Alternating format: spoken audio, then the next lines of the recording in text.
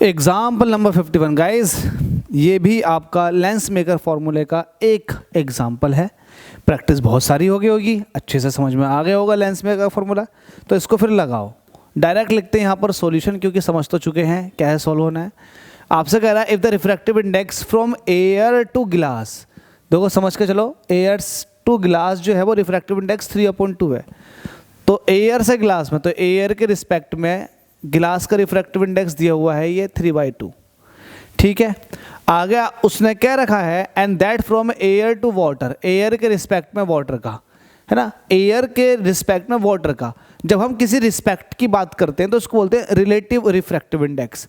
Absolute refractive index क्या होगा, जैसे कि वाटर का रिफ्रैक्टिव इंडेक्स, ये एब्सोल्यूट है। वैसे एब्सोल्यूट तो नहीं होता, हम इसे कंपैरिजन में ही लेके चलते हैं, मतलब रिलेटिव रिफ्रैक्टिव इंडेक्स की फॉर्म में ही लेके चलते हैं। जैसे कि यहाँ पर लेके चलना है, एयर के रिस्पेक्ट में ग्लास का रिफ्रैक्टिव इंडेक्स दे रखा आपको 3/2। सिमिलरली एयर के रिस्पेक्ट में वाटर का रिफ्रैक्टिव इंडेक्स दिया हुआ है 4/3।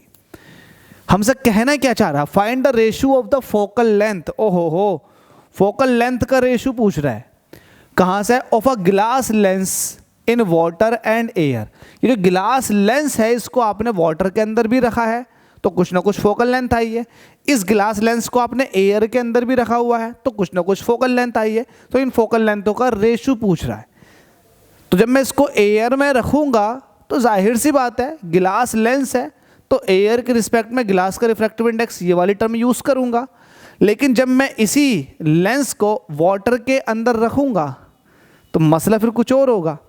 क्या होगा, वाटर के रिस्पेक्ट में गिलास का रिफ्रैक्टिव इंडेक्स, किसके रिस्पेक्ट में, वाटर के रिस्पेक्ट में गिलास का रिफ्रैक्टिव इंडेक्स। हालांकि मैं एब्सोल्यूट रिफ्रैक्टिव इंडेक्स लेकर भी सॉल्व कर सकता हूँ। μ1 ले लेता हूँ मैं एयर का, μ2 ले लेता हूँ मैं गिलास का, और μ3 ले लेता हूँ मैं लिक्विड का। लेकिन वैसे भी सॉल्व कर सकते हो और ऐसे भी सॉल्व कर सकते हो।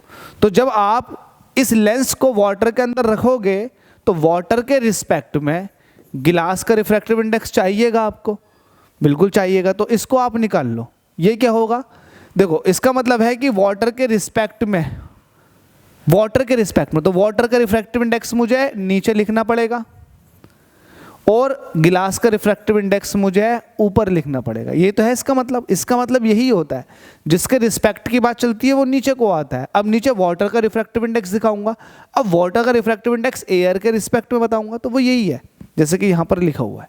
तो सॉल्व कर लेते हैं इसको। ए म्यू जी की वैल्यू कितनी है 3/2, इसकी वैल्यू कितनी है 4/3। हालांकि जब μ1 μ2 μ3 लेकर सॉल्व करता तब मुझे इतनी प्रॉब्लम नहीं आती मुझे, हालांकि इसमें प्रॉब्लम नहीं आ रही, आप लोग कभी कंफ्यूज ना हो जाओ इसलिए कह रहा हूँ। ठीक है भाई, सॉल्व करते हैं इसको। ये 3/2 ऐसे लिखो और ये हो जाएगा 3/4, तो ये हो जाएगा 9/8। ये आया WμG, मतलब वाटर के रिस्पेक्ट में ग्लास का रिफ्रैक्टिव इंडेक्स। क्यों ऐसा क्यों कहा गया, जब आप ग्लास लेंस को वाटर के अंदर रखोगे तो water as a surrounding medium हो जाएगा, तो वाटर से लाइट जाएगी लेंस के अंदर को, तो इसलिए मैं वहाँ बोलूँगा वाटर के रिस्पेक्ट में गिलास का रिफ्रैक्टिव इंडेक्स, जो कि ये है। ठीक है, अब यहाँ पर आपको पता है, वी नो दैट, आपसे फोकल लेंथों का रेशियो पूछा गया है। तो एयर के अंदर फोकल लेंथ लोगे तो आपको क्या करना पड़ेगा, जल्दी से बताओ।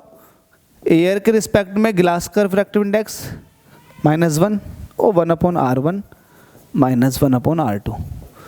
क्लियर सी बात है, यहाँ मैं μ-1 करता था, तो म्यू जो होता था एक्चुअल में वो एयर के रिस्पेक्ट में गिलास का रिफ्रैक्टिव इंडेक्स ही होता था, लेकिन हम लिखते नहीं थे। क्यों, क्योंकि वहाँ सिर्फ एक ही कंडीशन चलती थी, यहाँ पर 2 कंडीशन है तो यहाँ पर दिखाना पड़ रहा है। एयर का मैंने सॉल्व कर लिया, इसको इक्वेशन 1 कह दो। सिमिलरली जब मैं इसको वाटर में रखूँगा तो फोकल लेंथ वाटर में निकल कर आएगी, तब मैं यहाँ पर क्या यूज़ करूँगा, वाटर के रिस्पेक्ट में गिलास का रिफ्रैक्टिव इंडेक्स, ठीक है, -1। अगेन ये 1/R1 -1/R2। तो ये आपके पास इक्वेशन सेकंड निकल कर आ गई। तो एक इक्वेशन 1 है, एक इक्वेशन सेकंड है। तो फ्रॉम इक्वेशन फर्स्ट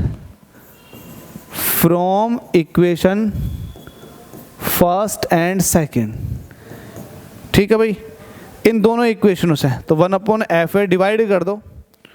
इस वाली इक्वेशन को, इक्वेशन नंबर 1 को डिवाइड कर दिया आपने इक्वेशन नंबर 2 से।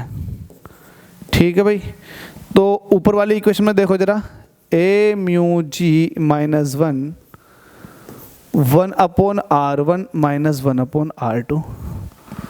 सिमिलरली यहाँ बात कर लो जल्दी से, यहाँ का लिखो एफ डब्ल्यू का, वाटर के रिस्पेक्ट में गिलास का refractive index -1, 1/R1 minus 1/R2।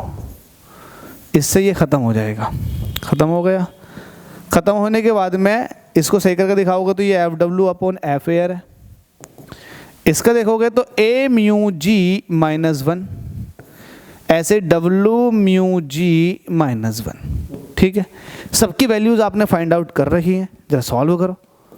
A mu G की वैल्यू आपके पास है एयर के रिस्पेक्ट में गिलास का रिफ्रैक्टिव इंडेक्स दैट इज 3/2 -1 ऐसे चलता रहेगा। वाटर के रिस्पेक्ट में गिलास का रिफ्रैक्टिव इंडेक्स आपने निकाला है 9/8, यहाँ रखा जाएगा अब 9/8 -1। ठीक है, जैसा आप सोल्व करते हुए आए हो μ1 μ2 μ3 लेकर के, वैसे भी सोल्व कर सकते हैं, आंसर सही आएगा। सेम एलसीएम ले लो, कितना हो जाएगा 3 - 2/2। इसका भी एलसीएम लो 9 - 8/8। ठीक है, सही करके दिखा दो इसको। 3 में से 2 निकालोगे तो 1 बचेगा, तो 1/2 ये रहा। 9 में से 8 निकालोगे तो 1/8 ये रहेगा। सही करके लिखोगे तो 1/2 8/1। 2 1 2 2 4 8, तो ये आ जाएगा 4/1। तो यहाँ पर आपसे निकल कर आ गया कि वाटर के अंदर फोकल लेंथ रेशो एयर के अंदर फोकल लेंथ ये आ गई 4:1। क्या आपसे यही पूछा था? आपसे पूछा find the ratio of the focal length of a glass in water and air, water और एयर के अंदर, तो ये 4:1 आ गया। तो क्या कुछ टफ था इसके अंदर? ऐसा कुछ था जो आपकी समझ में नहीं आ सकता था इसके अंदर? मुझे तो नहीं लगता कि ऐसा कुछ था नहीं। बस ये तो मैंने आपको थोड़ा एक सिखाया इस तरह का, हालांकि ये चीज़ भी कोई टफ नहीं है। अगर आप μ1 μ2 μ3 लेकर सॉल्व करोगे तब भी आ जाएगा। और आपने एयर के रिस्पेक्ट में ग्लास का रिफ्रैक्टिव इंडेक्स इस तरह से सॉल्व किया तो आपका भी आ जाएगा। थैंक यू सो मच आप सभी के प्यार और सपोर्ट के लिए। समझ में आ गया होगा, कमेंट बॉक्स में कमेंट कर सकते हैं अगर समझ में नहीं आया तो।